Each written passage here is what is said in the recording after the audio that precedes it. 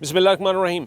Supreme court के senior तरीन जज यानी चीफ़ जस्टिस के बाद जिनका नंबर है वो जस्टिस कादी फ़ाइज़ ईसा, और जिनका कि आज बाकायदा नोटिफिकेशन हो गया, सदर मुमलिकत ने मंजूरी दी, नोटिफिकेशन जारी हो गया कि ये अब आइंदा चीफ़ जस्टिस ऑफ पाकिस्तान होंगे।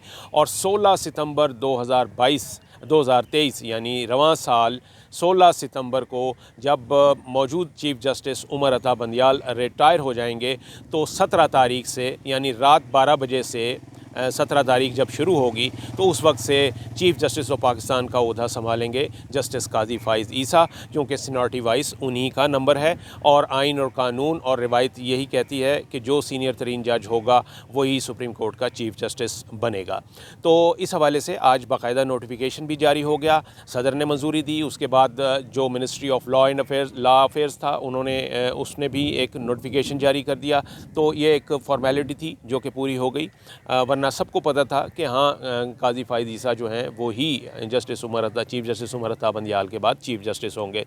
जस्टिस कादी फ़ाइज़ ईसा ने गुज़िश्ता रोज़ एक उनका ख़त हमने कोट किया था, जिसमें ये बात हुई थी। उन्होंने एक वकील बरादरी में से एक रहनुमा थे, वकील रहनुमा, उनके ख़त का जवाब दिया था, जिसमें उन्होंने कहा था कि जी इंशाअल्लाह जब उन्हें मौका मिलेगा कि वो चीफ़ जस्टिस ऑफ पाकिस्तान के ओहदे पर फाइज़ होंगे तो और उन्हें मुल्क को कौम की खिदमत करने का मौका मिलेगा तो वो बहुत से अदालती रिफॉर्म्स जो हैं वो लेकर आएंगे। यानी उन्होंने एक एम्बिशन का इजहार किया था और कि वो अदालत में बहुत सारे रिफॉर्म्स जो हैं वो इंट्रोड्यूस कराएंगे। और वैसे भी जो जितना भी टेन्योर गुज़रा यहाँ पर बतौर जज जस्टिस कादी फ़ाइज़ ईसा का सुप्रीम कोर्ट में, उस हवाले से बहुत सारे जो उनसे जुड़ी मामलात थे उनमें यही कहा जा रहा था कि कादी फ़ाइज़ ईसा जब आएंगे चीफ़ जस्टिस बनेंगे तो जो सुप्रीम कोर्ट की रवायात हैं या सुप्रीम कोर्ट के जो रवैये हैं या सुप्रीम कोर्ट से जो मंसूब मामलात हैं उनमें इनकलाबी तब्दीली आएगी। हम अदील से पूछेंगे कि क्या एंटिसिपेट कर रहे हैं, क्या होगा 17 सितंबर को अगर जस्टिस कादी फ़ाइज़ ईसा बन जाएंगे। अच्छा, पहले मैं तो बता दूं कि उनका जो टेन्योर होगा वो तकरीबन 1 साल और 1 महीना इतने दिन का बन रहा है। यानी 17 सितंबर 2023 को वो हलफ उठाएंगे और फिर 26 अक्टूबर गालिबन है उनकी रिटायरमेंट की डेट, यानी 26 अक्टूबर 2024 को अगले साल वो रिटायर हो जाएंगे। जी सर, मुख्तसर दौरानिया होगा चीफ़ जस्टिस का बतौर कादी फ़ाइज़ ईसा का बतौर चीफ़ जस्टिस, और इसमें नहीं, 1 साल इतना भी मुख्तसर नहीं होता वैसे। नहीं, जिस तरह अब आप देखें ना, जस्टिस गुलजार अहमद को एक मौका मिला था, उनको एक तवील दौरानिया मिला था, इसी तरह साकिब निसार साहब थे। जब आपको वक्त 1 साल से ज़ायद मिलता है तो आप ऑब्वियसली जो रिफॉर्म्स आप लाना चाहते हैं वो आप लेकर आ सकते हैं। गो के सुप्रीम कोर्ट के अंदर जो रिफॉर्म्स जस्टिस कादी फ़ाइज़ ईसा ऑलरेडी प्रपोज़ कर चुके हैं वो लाने में कोई इतनी बड़ी मेहनत भी नहीं लगनी, इतना वक्त भी नहीं लगेगा। तकरीबन 2 से 3 माह के अंदर ही मालूम पड़ जाएगा कि वो एक्चुअल में ये सब कुछ करना चाहते हैं या नहीं। अब जब हल्फ उठाएंगे 17 सितंबर 2023 को वो बतौर चीफ़ जस्टिस, तो अभी वैसे आपके ख़्याल में वो चीफ़ जस्टिस जब बनेंगे तो आप क्या समझते हैं कि क्या पहला काम उनका क्या होगा या क्या होना चाहिए?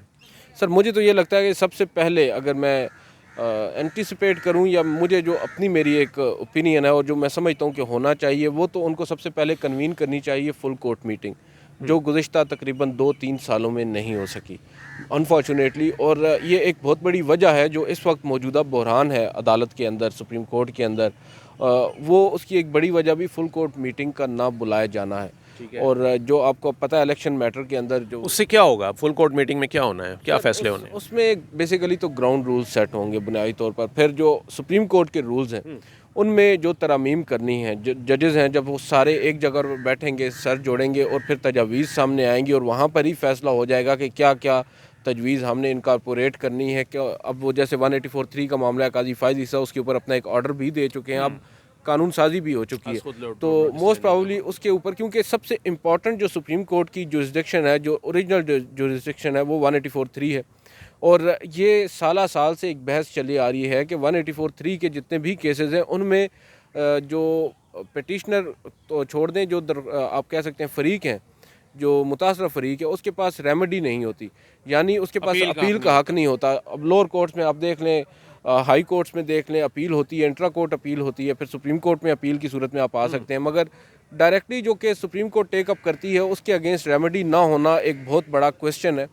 इसके ऊपर जस्टिस काजी फायज़ ईसा भी मुझे ये लग रहा है कि अब जो रूल्स अब सुप्रीम कोर्ट के हवाले से जो तरमीम कर रही है इलेक्शन, ये आप कह सकते हैं हुकूमत जो कानून साजी कर रही है उसमें उनको भी इनकॉर्पोरेट किया जाएगा उन रूल्स को के अंदर।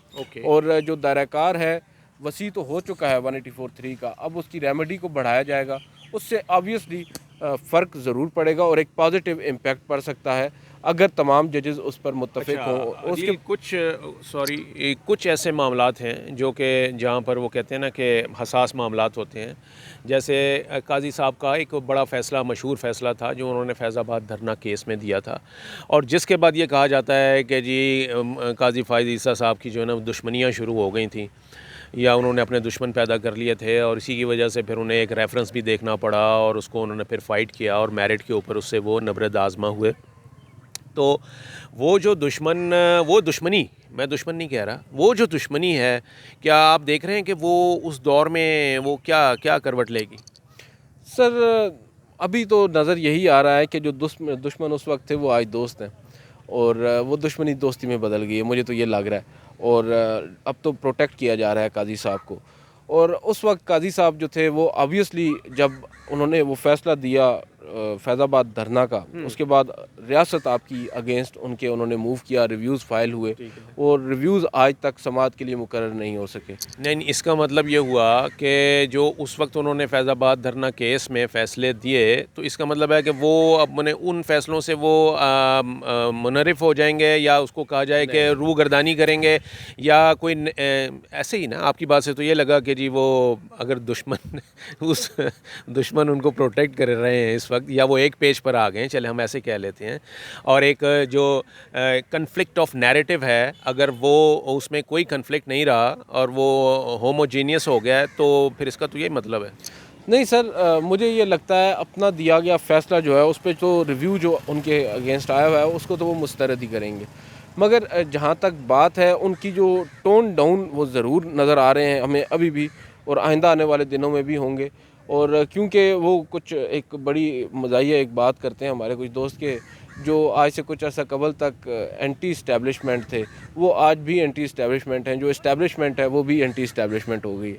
तो काजी साहब नहीं बदले, दूसरे लोग बदल गए हैं। अब देखते हैं उनका वो बदलाव वो कितना ठहरता है, और काजी साहब को मज़ीद इसमें क्या कुछ करना पड़ सकता है, क्योंकि जहाँ तक इसमें बिल्कुल काजी साहब की जो रेपुटेशन है वो एक बहुत ही एक उसूल पसंद, मैन ऑफ प्रिंसिपल जो है ना वो मशहूर हैं कि वो अमून उसूलों की पासदारी करते हैं वो, और इस हवाले से मतलब है इसमें कोई शक भी नहीं होना चाहिए, he is a man of integrity. लेकिन बात यही है कि क्या यहाँ पर मुश्किल ही उसी को पेश आती है ना, जो उसूल पसंद हो उसी को मुश्किल पेश आती है, वरना जो मोम की नाक हो उसको तो किसी भी जगह मोड़ा जा सकता है। तो क्या ये उसूल पसंदी जो है वो आप समझते हैं कि एक साल में उनके आड़े आ सकती है, उनकी अपनी उसूल पसंदी? सर बिल्कुल आ सकती है। और आपको याद होगा इमरान खान साहब जब प्राइम मिनिस्टर बने थे तो इमरान खान साहब के बारे में ये कहा जाता था कि इनको लाया गया है, इनको सिलेक्ट किया गया है, और बाज़ाब्ता तौर पर गवर्नमेंट कोई और चला रहा है, इमरान खान साहब as a dummy prime minister काम कर रहे हैं। मगर जब वो अपनी अथॉरिटी असर्ट कराने पर आए तो उन्होंने करवाई, ठीक है, एक दो अपॉइंटमेंट्स के ऊपर वो डट गए, और उसके बाद फिर इवेंचुअली उनके हालात इस हद तक ख़राब हो गए कि आज हम उनका नाम भी लेने से पहले दो दफ़ा सोचते हैं पाकिस्तान के अंदर। तो काजी साहब के साथ भी मुझे ऐसा ही कुछ नज़र आ रहा है। इवेंचुअली होना यही है कि अभी बेशक सब अच्छा है, मगर काजी साहब हस्बे मामूल अपने ऑर्डर्स जो हैं या अपनी जो उनके कुछ असूल होंगे उनके जहन के अंदर बने हुए, या आप कह सकते हैं कि कुछ उनकी ख्यालात हैं सर्टन लोगों के हवाले से, सर्टन इदारों के हवाले से, और वो ये समझते हैं कि सुप्रीमेसी ऑफ पार्लियामेंट के ऊपर वो बिलीव करते हैं, कॉन्स्टिट्यूशन के ऊपर वो पार्लियामेंट में गए भी थे, शिरकत भी की थी। और ऑब्वियसली जब वो अपने होते हुए ये देखेंगे इस असूल की खिलाफ वर्जी होते हुए, तो ऑब्वियसली उन्होंने बात करनी है, और जब उन्होंने बात करनी है तो बहुत से ताकतवर लोगों को उनकी बातें पसंद नहीं आएंगी। जिस तरह सदारती रेफरेंस एक दफ़ा पहले आया था उस तनाजुर में मज़ीद भी कुछ हो सकता है फिर। اوکے. اچھا یہ جو ابھی آپ عموماً آپ نے دیکھا کہ وہ قاضی صاحب کے بارے میں مشہور ہے کہ وہ غیر روایتی جج ہیں اور وہ بعض اوقات تو وہ پروٹوکول کا بھی غیر ضروری سمجھتے ہیں اور یہاں جو ججز انکلیو سے وہ اپنی رہائش گاہ سے پیدل آتے ہیں غالباً سپریم کورٹ. ایسی ہی ان کی روٹین ہے. آج کل گرمیوں میں بھی ایسا ہی ہو رہا ہے یا؟ سر ابھی کچھ اب تو وہ خیر آ نہیں رہے، لیکن کچھ عرصہ قبل تک تو پیدل ہی آ رہے تھے. ٹھیک ہے. ابھی چیف جسٹس بننے کے بعد بھی ایسے ہی کریں گے ویسے آپ کے سر خیال اب میں؟ یہ تو خیر ان کی آبویسلی اس کے لیے بہت سارے پروٹوکولز آپ کو فالو کرنا ہوتے ہیں، مگر جہاں تک ہم قاضی صاحب کو جانتے ہیں وہ پروٹوکولز کو تو نہیں خاطر میں لاتے، اور وہ انہوں نے اپنی جو روٹین ہے اس کو ویسے ہی رکھنا ہے. شاید پھر سیکیورٹی تھوڑی سی بڑھا دی جائے. آبویسلی ایک سینئر جج اور ایک چیف جسٹس میں بہت زیادہ فرق ہوتا ہے. اور ایک بڑا مزے کا لطیفہ مجھے وہ یاد آیا، ہمیں سنایا تھا جسٹس آصف سعید کھوسہ نے، جب ان کے اوپر وہ آپ کو یاد ہوگا انہوں نے ممتاز قادری والا فیصلہ سنایا تھا. تو اس وقت وہ بتاتے ہیں کہ مجھے آرمی سے کوئی لوگ آئے، انہوں نے مجھے پیغام دیا کہ چیف صاحب آپ کو بلٹ پروف گاڑی دینا چاہتے ہیں. تو بیسیکلی جو الفاظ استعمال کیے تھے آصف سعید کھوسہ صاحب نے وہ یہ تھا کہ مجھے دانہ ڈالا گیا، میں نے دانہ چگا نہیں.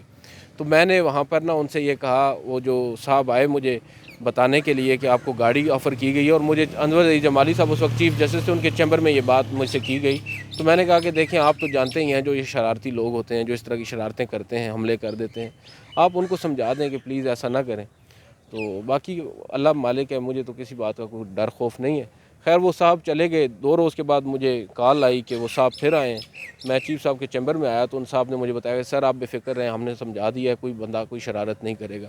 تو کھوسہ صاحب کہتے ہیں آپ دیکھ لیں ان کی سنجیدگی، ان کی معصومیت کا لیول یہ ہے.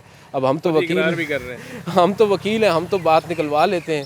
ان صاحب کو معلوم نہیں پڑا اور وہ اتنی بڑی بات کر گئے. خیر آن اے لائٹر نوٹ انہوں نے یہ بات کی تھی. اور جہاں تک بات ہے فائز صاحب کی، تو وہ بھی یہی سمجھتے ہیں، اور جو بات وہ کہہ دیں وہ بھی حرف آخری سمجھتے ہیں نعوذ باللہ اس کو. تو وہ جو بات کہہ دیں گے اس کے اوپر پھر وہ ڈٹے رہیں گے، اور انہوں نے کہنا ہے کہ میں پیدل آؤں گا تو وہ پیدل ہی آئیں گے.